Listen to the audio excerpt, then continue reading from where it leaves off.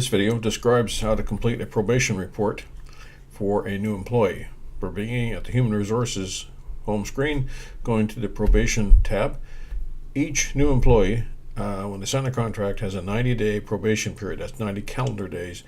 During or at the end of that period, there is a report to decide whether this employee is going to be retained on services or terminated, or the probation extended. This report can actually occur at any point in time, since the employees are subject to termination during probation. So if there is a decision to terminate, the probationary report will be made. We start from the probation tab. It brings up a list of probation reports. This is done for every employee, whether they're a candidate or not, are set up. And we have three states for it. Draft, meaning that the report is in the process of being completed, either nothing on it or something, but has not been issued. Issue means we produced the PDF, we have done circulation, and the decision has been made. And not required are the people who, from previous experience, do not require a probation report. So we'll take Nicole Kidman, and she has no PDF, meaning that it's not issued, and we'll open her file. It's got two tabs: probation report and notes. And the notes are a place to add observations during the probation period, to give the reviewer, being it's either the supervisor or an HR person, a location where they can put thoughts and dates. For example, you should be saying that it's May the 12th, observed classroom lesson. Excellent.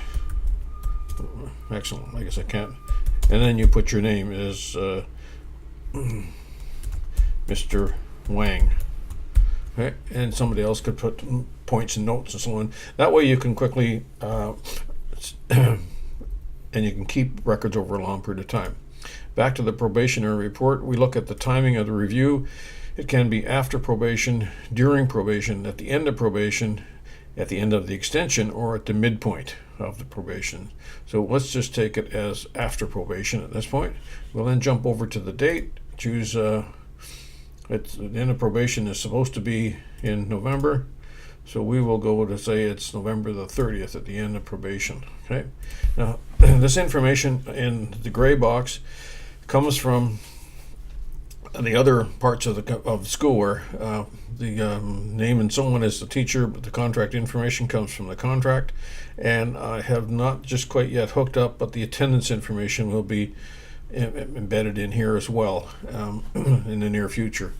This is where we make the rating, and we have the criteria are outlined in yellow, showing that they have not been completed, and these are the ratings here. I should clean these out. The ratings, explaining the ratings, you have this tab, and there's four types: exceeds, meets, or development needed, or no development.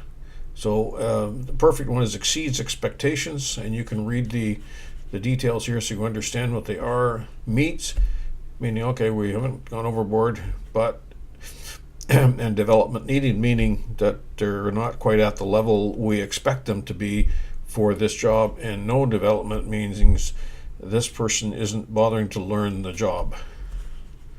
That's another way of saying it. The probation policy is here. You can read this to reference yourself, or if you have to explain it to one of the staff members as to what is actually happening and why they're being handled this way. So the simplest way is to look at the quality of work, and you can just decide have they exceeded their expectations or meet the expectations. So we say exceeds. Attitude, does it exceed or meet? Okay, attitude meets. I'll just create some different ones because you can see the different colors and what's going on. Again, exceeds, and the supervisor. So for example, relationships with co-workers, with other staff, with students, with parents. How's that coming? The attitude is how the staff person is in terms of approaching their work, in terms of approaching the workload, in terms of approaching the teachers and other teachers and the staff and meeting the public and so on. The quality of work is really on their lesson planning and how they arrange themselves, how they organize themselves, how they are with the children. Job knowledge, of course, is, do they really know this grade they're teaching, or are they learning it? And if they are learning it, are they really working hard at learning it, or are they just sort of jumping through it? And the judgment part is in teaching and meeting people, you have to make judgments, and how are they doing for that? The supervisory part, some people don't, being a teacher, you're not necessarily in a supervisory position, but you still have to supervise any staff that you're involved with, whether it's the janitorial staff or your assistant or a librarian. How is that working out? And lastly, of course, is the attendance. This is a subjective that ties into the actual quantitative here, but you can choose perfect attendance, typical, meaning that they, some days and many days absence, or poor attendance. So if we can just pick perfect and late, they're never late, always early. That should be without. I'll have to change that. Periodically late, and so on. Okay. So the probation must be discussed with the owner and with the managing director. Usually it's done by phone, and I'll just mark them off because it's not necessarily that they are involved, but they must be told about these things. And then the probation decision is simply 3 choices: extend, terminate, or approve. And here's the explanation. Approve meaning the employee is hired. Terminated meaning the employee will be terminated. And extended, of course, is probation will be extended. So if you felt that the person needs more training, more time, and you want to give them more time, that's quite possible. And it's a mutual agreement that you extended the probation. And then you redo your probation report. So we'll say approved. And the report is done. The reviewer's comments can be put here, is that we did not discuss this, or blah, blah, whatever is critical here.